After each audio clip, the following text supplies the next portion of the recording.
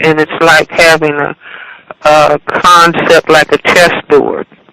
And so we're on the black side of the chessboard, they're on the white side of the chessboard, and they're doing what they feel they need to do for white genetic survival. And since that victimizes us and is injurious to us, we have to have a counter response. And that counter response, the platform is that our respect for, first of all, our understanding racism and white supremacy, and our respect for ourselves. And so, talking calmly to your children, reading to them, doing things that you feel will help them. Do you see what I'm saying? Also recognizing, I need time to relax, and which is why I try to throw in Tai Chi or something that is really calming to the nervous system. And you say, okay, if I can do one small, if a black person just says, I think what I'm going to work on right now is not gossiping, that is an act of black mental health and black self-respect. I'm going to work on not gossiping. Do you see? Or even put on the wall the list of behaviors so that, talk to the children. We're going to strive for these things, not squabbling with one another, not name-calling one another, not being discourteous, not being disrespectful. You see, just put a big list on the wall. We are working on these behaviors, but not where you're hammering the children about it. But you put it on the wall. These are the things that we think are of value and that are going to help us respect ourselves, love ourselves, value ourselves. We're going to work on these things in addition to school lessons, etc. Do you see what I'm saying? And, being patient with yourself and understanding. Like I said, if a person decides I'm not going to be discourteous or disrespectful to another co-worker to the extent of my ability, even though the behavior is reflective of their being victimized by racism, white supremacy, or whatever.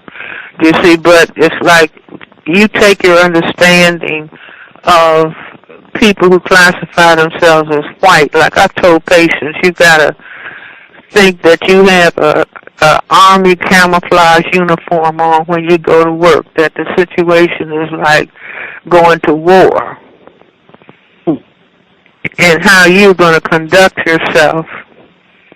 You want to keep your job, but in other words, you are aware there's an enemy force in the environment. And how are you going to best handle that?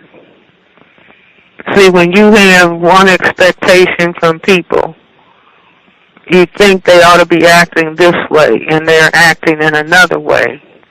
That's a shock. And so you are anticipating. It's not being paranoid, it's just anticipating. I know what situation I'm in. First of all, I'm in a system of racism, white supremacy. This is where a lot of this behavior is coming from. And my methodology of fighting that system is me being aware of what the system is and valuing myself, how I relate to myself, how I relate to my children, how I relate to other black people.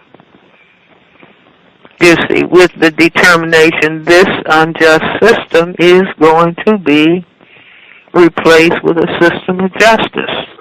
That's why we're talking about it. That's why we're thinking about it. We understand this is an unjust system on planet Earth. Understanding the creative force in the universe made black people the mothers and fathers of everybody on this planet.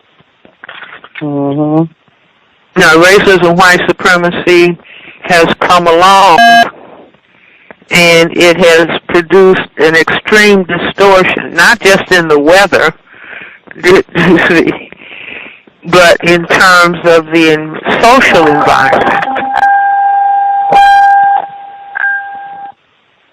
And what it teaches and what it emphasizes, it doesn't emphasize that human beings are of value. It emphasizes killing human beings, giving human beings disease, giving them drugs, telling them marijuana is medical.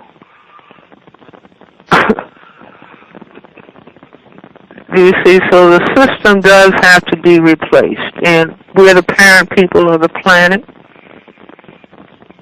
and we are going to change this situation. And we don't have any time to hate people. We're not about that, but we will be about understanding and countering behaviors with behaviors that reflect self-respect.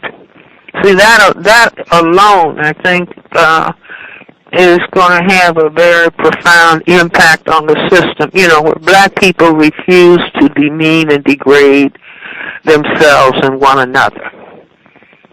Like the Washington Post had a big series, The N-Word. And then it had, you know, interviewing a number of black people, and then some black people saying that the word doesn't mean anything, and, you know, all that kind of nonsense.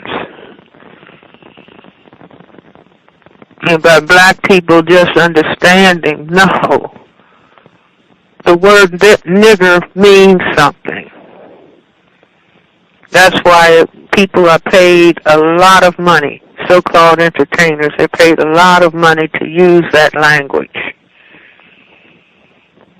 to counter black self-respect, to destroy black self-respect. You see, but understanding these things, and then the person just saying, now, in my own small way, let me see what I'm going to do. Or this is what I'm going to do. This month, this year, this is what I'm going to do. I may add to that, change that, but I'm going to be doing things that are going to enhance my self-respect, teach my children to value themselves, teach your children that most black is most beautiful, all the colors are fine. See, this is a critical war that has to be won. Black people understanding most black is most beautiful, as opposed to what the system of racism, white supremacy, teaches. All the colors are fine. But most black is not going to be demeaned and degraded in the minds of black people. That's a thing of the past.